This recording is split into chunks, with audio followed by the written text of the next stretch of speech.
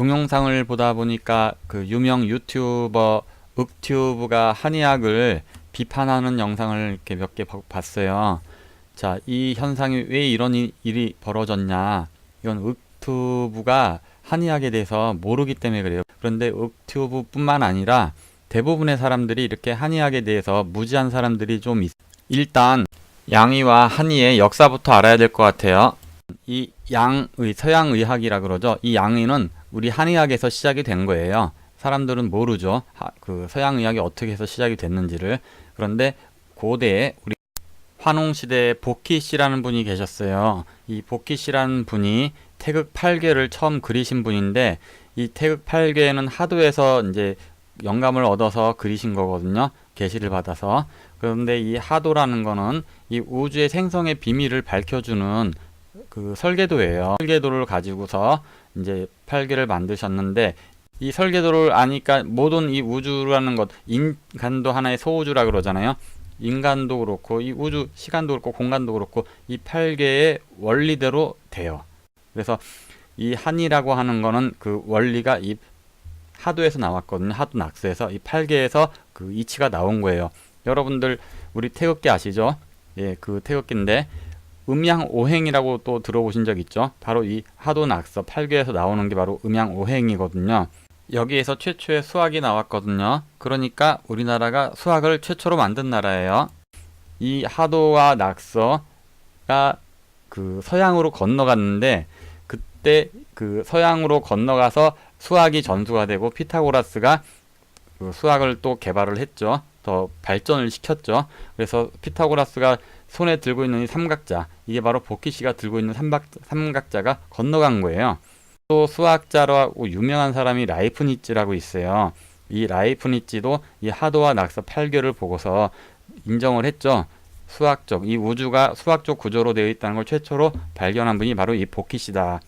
그리고 유명한 서양의 물리학자죠. 닐스 보어, 원자 모델을 발견한 분으로 노벨상까지도 받은 분인데, 이분도 이 태극기 8괴의 진리로서의 모습에 반해서 자기 가문의 문장으로 삼았어요. 그런데 사람들이 그 점을 몰라요. 우리의 수학만 서양으로 건너간 게 아니라 섬유기술, 뭐 비단이라 그러죠. 등등 여러 가지 문화가 같이 건너가게 돼요. 의학도 극히 일부가 건너가게 됐는데, 그 증거로 서양의학에서는 우리나라 대한의사협회도 마찬가지고 이 보키 초상화를 자기들의 그 의학의 상징으로 삼고 있어요. 이 초상화는 고대 중국인들이 그렸는데, 이 동이족이라 우리나라 사람이라 몸을 뱀 몸뚱아리로 그려놨거든요. 그런데 이 그림이 서양으로 건너가게 됐고, 이 뱀 몸뚱아리를 그 서양의 사람들이 자기 의사의 상징으로 삼고 있는 것이죠. 그리고 서양의학은 인체의 원리에 대해서 모릅니다. 동양의학은 인체의 원리에 대해서 알고 있죠. 이 음양오행에서 하늘의 오행을 오운이라 그러고 땅의 오행을 육기라 그래요. 그래서 이 지구에는 5대양 6대주가 있는 것이고, 그 기운을 그대로 받아서 인간의 몸에는 5장 6부가 있어요. 그러니까 예전 이 그 한의학을 만드신 분들은 인간의 해부를 하지 않고도 이 5장 6부의 기능과 상호작용을 다 알고 계셨던 거예요. 서양은 아무리 해부를 해도 이걸 모르죠. 더 믿기 힘든 얘기를 하나 또 해볼까요? 이 한의학을 만드신 분들은 진리를 깨달은 분들이에요. 쉽게 말해서 도통한 분들이 만드신 거예요. 자, 아무리 해부를 해도 이 경락이라는 건 눈에 안 보여요. 그런데 경락도를 그려내셨죠. 어떻게 그리셨을까요? 자, 인간의 투시를 한 거예요. 투시뿐만 아니라 기의 흐름까지 다 보고서 파악을 하신 거거든요. 그렇지 않고는 이 경락도를 그릴 수가 없어요. 놀랍죠?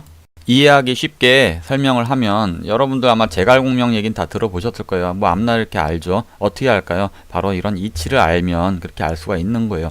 예전에 소강절 선생이라고 또 유명하시죠. 뭐 몇 대 앞을 다 내다보셨죠. 다 이치를 알면 그렇게 되는 거예요.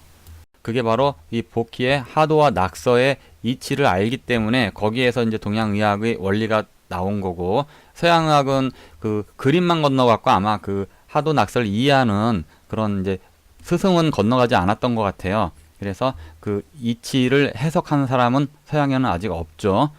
요즘은 있나? 인간은 정, 기, 혈, 신으로 구성이 되어 있죠. 그런데 서양에는 이 정이라는 개념, 신이라는 개념, 그 다음에 기라는 개념, 이런 게 없어요. 그런 개념 자체가 없다 보니까 동양의학을 이해를 못하죠. 그런데 웃긴 게 이 기라는 개념을 부정을 하면서 또 기분이라는 말은 또 써요. 자, 기분이 뭐죠? 기의 상태를 얘기하죠. 그러니까 기를 부정하면서 기를 또 인정을 해요. 이게 바로 동양의학, 한의학을 무시하는 사람들의 이중적인 태도. 정리하면 한의학의 원리는 너무나 고차원적이라서 평범한 사람들이 공부를 깊게 하지 않고 이해를 할 수가 없어요. 이거는 한의사들도 이해 못하고 그냥 외워서 하는 한의사들이 많은 걸 봐도 알 수 있죠. 의사분들이 감기 걸렸을 때 가장 많이 먹는 약이 쌍화탕이라고 뉴스에 나온 적 있죠. 자, 왜 쌍화탕을 먹을까요? 의사분들이 가장 좋기 때문에 그래요. 윽튜브가 동의보감 내용 중에 몇 가지 황당해 보이는 내용들을 사례로 들었죠. 그런데 그거는 이해를 한다면 또 얘기가 달라질 수가 있는 거예요. 자, 죽은 사람 살리는 법에 대해서 몇 가지 황당한 식으로 얘기를 했는데, 자, 죽은 사람 살릴 수가 있어요.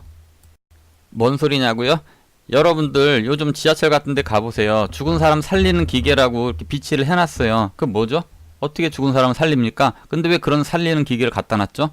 성경책을 읽어봤다고 했는데 거기에 죽은 사람 살리는 게 나오는데 거기에 대해서는 어떻게 생각을 할까요? 그리고 20세기 초까지만 해도 우리나라에는 수많은 죽은 사람을 살리는 의원님이 계셨어요.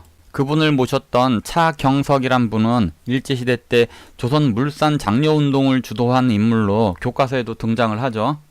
이승만 대통령도 남한만의 단독정부 수립을 선언을 할 때 그분이 계셨던 정읍에 일부러 내려가셔서 거기서 정읍선언을 하셨죠. 그리고 차경석 그분의 11전 건물 지붕 위에 파란 기와가 지금 청와대 지붕이 돼 있죠. 그래서 그 파란 기와 때문에 청와대라고 불리고 있어요. 진짜 죽은 사람 살리는 법에 대해서는 나중에 기회가 되면 또 한번 얘기를 해보고요. 사실 따지고 보면 서양의학은 이게 사람이 죽었는지 살았는지조차도 구분을 못해요. 이건 우리의 철학을 알 때만이 구분을 할 수가 있어요. 그리고 침뜸에 대해서도 비판적으로 얘기를 했던데 이건 매우 윽튜브답지 않죠. 한의학을 깔 때는 더 깊이 있게 알아보고 까야 될 것 같아요. 이 침뜸에 대해서는 한의학계도 까야 돼요. 이 침뜸을 시술하지 못하게 이 악당 한의사 여러분들이 그 침뜸 시술하는 분들을 법적으로 막고 있죠. 그것이 바로 구당 침뜸을 불법으로 만들고 있는 그 계획이에요. 구당 김남수 선생을 노벨상으로 추대하는 움직임이 일고 있죠. 자, 여러분들 화상에 걸리면 어떻게 하십니까? 병원에 가서 막 고통스럽게 막 피부 이식 수술하고 막 큰 화상 입으면 그렇게 되죠. 자, 구당 침뜸, 이 구당침 2번만 맞으면은 아주 큰 화상이라도 통증 없이 그 흔적 하나 없이 깨끗하게 나설 수가 있어요. 그걸 화상침이라고 해요. 검색 한번 해보세요.